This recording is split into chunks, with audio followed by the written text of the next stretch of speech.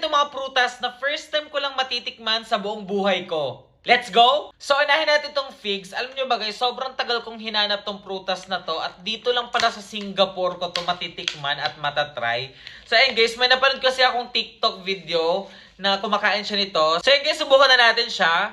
Let's go!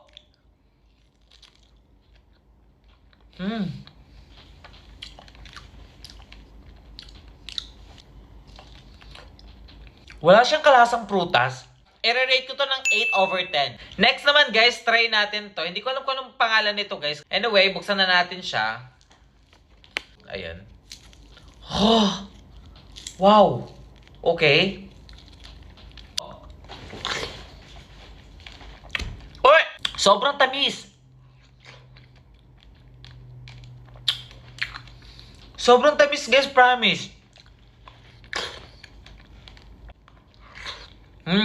I-rate ko to ng 9.5/10. Next naman guys, ito talaga. First time ko tong matatry at sobrang na-ignorante ako. Kaya, binili ko to. Okay, hindi ko alam kung paano to kainin. Pero, parang hinog na siya kasi medyo malambot na siya. Okay, so siguro diretso na itong... Siguro diretso kain na to. Let's go.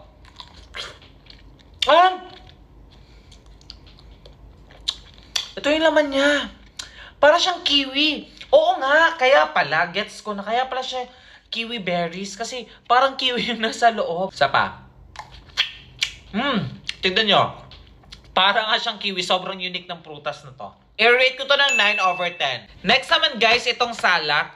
Ayan, parang siyang avocado na hinog. Pero ito siya guys.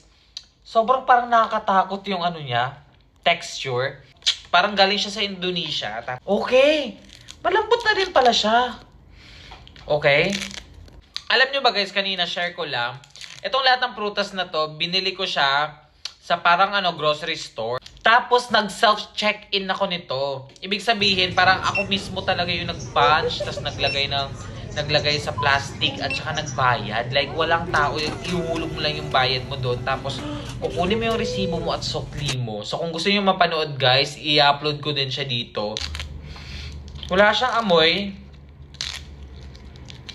Okay, let's try.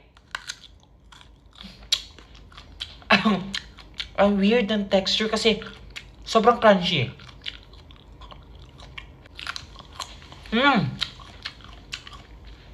Matamis siya na sobrang crunchy. Ay, hindi naman sobrang crunchy. Crunchy lang. Alam ko na kung anong lasa. Lasang siya, langka. Lasang langka siya. I-rate ko to ng 9.5/10. Next naman guys, try naman natin itong peach. First time ko makatry ng peach. So yun guys, hindi ko alam kung paano to kainin. Siguro binabalatan to. Pero parang may nakita akong iba na parang nire-rectang kain siya. Okay, parang lang siyang apple. So yun guys, nabalatan ko na siya. Try na natin.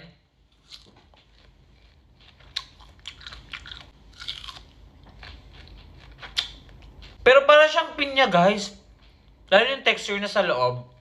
I-rate ko ito ng 7/10. And last but not the least guys, tatry natin tong kedongdong. Ayan. By the way guys, lahat ng yan guys, ng prutas yun guys, nabili ko siya ng $32 or kung nasa Philippine peso, nasa 1,300 siya lahat. Medyo mahal talaga siya. Pero gusto ko talaga siyang matry. Okay. Hindi ko alam kung paano siya kainin. Akala ko nga mangga siya nung una, pero parang okay.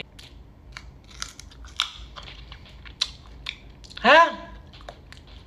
Parang siyang mangga. Parang siyang mangga na version, pero maliliit na version.